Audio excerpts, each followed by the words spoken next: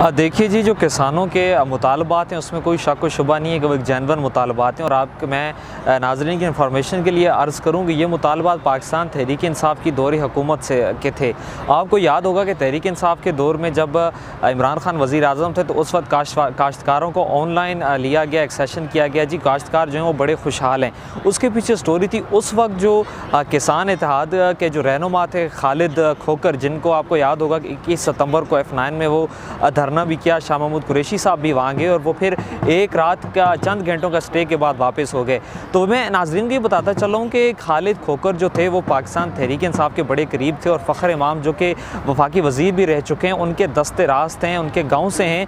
तो उस वक्त जो लाइव सेशन किया गया था काश्तकारों का, उस वक्त खालिद खोकर किसानों की जो है वो रहबरी कर रहे थे, उनके रहनुमा थे। तो उन्होंने उस वक्त सब अच्छे की रिपोर्ट दी और तहरीक इंसाफ के कहने पर किसानों की आवाज़ को दबाया और तासुर दिया कि किसान जो है खुशहाल हैं और पाकिस्तान तहरीक इंसाफ की जो पॉलिसियाँ हैं वो किसान दोस्त हैं। हालांकि उस वक्त खालिद खोकर जो थे वो तहरीक इंसाफ के बड़े करीब थे, लीड कर रहे थे। जब हमारी उनके ही ग्रुप से जब बात हुई ज़राए से, तो उनका ये कहना था कि हमने बारहा तहरीक इंसाफ के दौर में भी उनसे कहा कि आप एहतजाज की कॉल दें, इस वक्त किसान पिस रहा है। लेकिन उन्होंने एक फ़ायदा लेते हुए किसानों की लीडरशिप का उन्होंने इन तमाम तहफ़्फ़ुज़ात को पसे पुश डाला और ये बयानिया पाकिस्तान तहरीक इंसाफ की इमा पे दिया कि किसान खुशहाल हैं।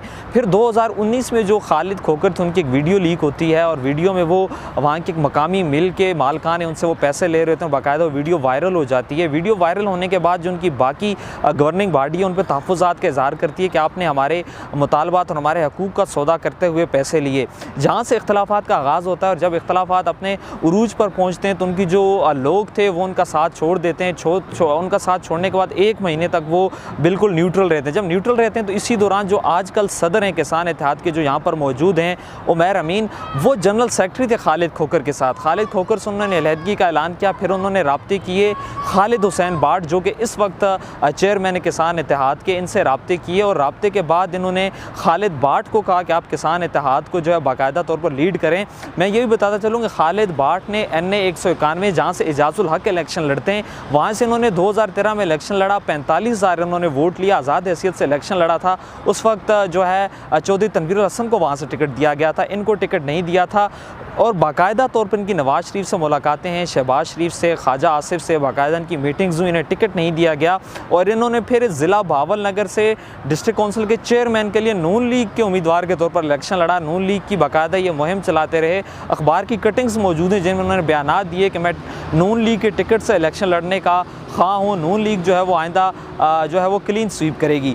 जब ये इनका सारा सियासी बैकग्राउंड था और अब भी इनके जो एक भाई हैं वो वहाँ पे तहसील नाज़िम हैं, एक भाई इनके ज़िला कौंसिल का इलेक्शन हार चुके हैं। और बुनियादी तौर पर खालिद हुसैन बाट किसान नहीं है, खालिद हुसैन बाट जो है वो कंस्ट्रक्शन का काम करते हैं, DHAs के साथ इनके कॉन्ट्रैक्ट हैं और बड़ा वसी पैमाने पर इनका बिज़नेस फैला हुआ है और एक सियासी पस मंज़र भी रखते हैं। जब इनको किसानों का प्लेटफॉर्म दिया गया तो इन्होंने कहा कि सबसे पहले जो है इस पार्टी को रजिस्टर्ड किया जाए और उसके बाद जो हम आगे चलेंगे। फिर 26 अक्टूबर सन 2021 को इलेक्शन कमीशन में किसान इत्तेहाद के नाम से ये सियासी जमात रजिस्टर्ड होती है। इलेक्शन कमीशन इन्हें इंट्रा पार्टी इलेक्शन का हुक्म भी देता है, जो नोटिफिकेशन में भी मेरे पास नोटिफिकेशन मौजूद है, आप देख सकते हैं। और उसके अलावा इनको इंतखाबी निशान बाल्टी अलाट किया जाता है। तस्वीर में देखा जा सकता है कि आइंदा जो आम इंतखाबात आने के लिए खालिद हुसैन बाट ने अभी से सियासी मुहिम का आगाज़ किया है और बाल्टी का जो इंतखाबी निशान है वो भी उनके पेनाफ्लेक्सेस पर और पोस्टर्स पर नज़र आता है। अब यहाँ पर जो एक शकूक व शुबहात, जहाँ से हमने ये सारी स्टोरी इन्वेस्टिगेट की कि 7 रोज़ हो चुके हैं, ये खैबर चौक, खयाबान चौक जो है ये बिल्कुल प्राइम लोकेशन है इस्लामाबाद की। आपके दाएं हाथ पे F सेक्टर्स है, यानी आप मारगला रोड से चंद किलोमीटर के फासले पर हैं, सारी एम्बेसीज वहाँ भी मौजूद हैं। आपके बाएं हाथ पे G सेक्टर्स है, ब्लू एरिया आपको पता है इस्लामाबाद का सबसे मसरूफ़ तरीन कारोबारी मरकज़ है। और जहाँ पर ये लोग 7 रोज़ से मौजूद हैं, हुकूमत कोई एक्शन नहीं ले रही। खालिद हुसैन बाट हर दिन डेडलाइन दे रहे हैं, किसान भी नाला नज़र आए कि हमें रोज़ डेडलाइन दी जाती है। 3 दौर मुज़ाकरात के हुए, तीनों बेनतीजा ख़त्म हो गए। वफाकी वज़ीर राना सनाउल्लाह भी कोई एक्शन नहीं ले रहे। तो इस सूरत हाल को भांपते हुए हमने इन्वेस्टिगेशन की। फिर हमने ज़राए से फोर्ट अब्बास जो उनका इलाका है, इनकी कॉन्स्टिट्यूंसी है, वहाँ पर रब्ता किया तो उन्होंने कहा कि बाकायदा तौर पर ये जो है आइंदा नून लीग के टिकट के लिए जो है वो लॉबिंग कर रहे हैं। यहाँ पर लोग मौजूद हैं और कहीं ना कहीं इनकी कड़ियाँ जो है सियासी वाबस्तियों से जाकर मिल रही हैं। और जो खालिद हुसैन बाट हैं, आप ख़ुद भी जहाँ पे जो मीडिया के लोग कवर कर रहे हैं उनको पता है कि वो दिन में आधे घंटे के लिए धरने में आते हैं, V8 में आते हैं और वापस चले जाते हैं। और हमारे ज़राए के मुताबिक इस वक्त वक्त जो उनकी रिहाइश है वो इस्लामाबाद का सबसे महंगा तरीन और प्राइम लोकेशन सेंटोरस माल में उनकी रिहाइश है। वहाँ पर वो रहते हैं और आधे घंटे के लिए आते हैं, किसानों से खिताब करते हैं, उनका लहू गरमाते हैं और फिर वो उन्हें कहते हैं कि मैं मुज़ाकरात के लिए जा रहा हूँ। हालांकि वो मुज़ाकरात के लिए जाते हैं और घंटे के बाद हमें खबर मिलती है जी मुज़ाकरात नाकाम हो गए हैं। खालिद हुसैन बार्ड वापस आते हैं और कहते हैं जी हमें हुकूमत ने चंद घंटों की हम डेडलाइन देते हैं, डेडलाइन दी जाती है, डेडलाइन के बाद दोबारा डेडलाइन दी जाती है। तो ये सारा सिनेरियो जो है जो मैंने आपको बताया कि कहीं ना कहीं इनकी सियासी जो है कड़ियाँ मिल रही हैं, नून लीग से इनकी तस्वीर मौजूद हैं, बाकायदा तौर पर ये ख़ुद भी किसान नहीं हैं और जो मैंने बताया कि 2019 में इन्होंने कमान संभाली और अब जो है किसानों की ये क़यादत कर रहे हैं। अब देखना है कि आज जो मुज़ाकरात कामयाब होते हैं या नहीं, क्योंकि अब तक हुकूमत की तरफ से कोई एक्शन नहीं लिया जा रहा और ये 7 रोज़ से बिल्कुल यहाँ पर मौजूद हैं, कोई दंगा फसाद नहीं है, तसादुम नहीं है। तो ये बहुत से सवालात को, शकूक व शुबहात को जन्म दे रहा था, जिस पर हमने ये एक इन्वेस्टिगेटिव स्टोरी की और जो भी हमें ख़बरें मिली ज़राए से वो हमने आपके सामने पेश की। देखिए, मोबिलाइज ये कि हुकूमत के साथ अब तक दबे लफ्ज़ों में तो वफाकी वज़ीर दाखिला को टारगेट करते रहे हैं, आज उन्होंने इमरान खान को भी किया।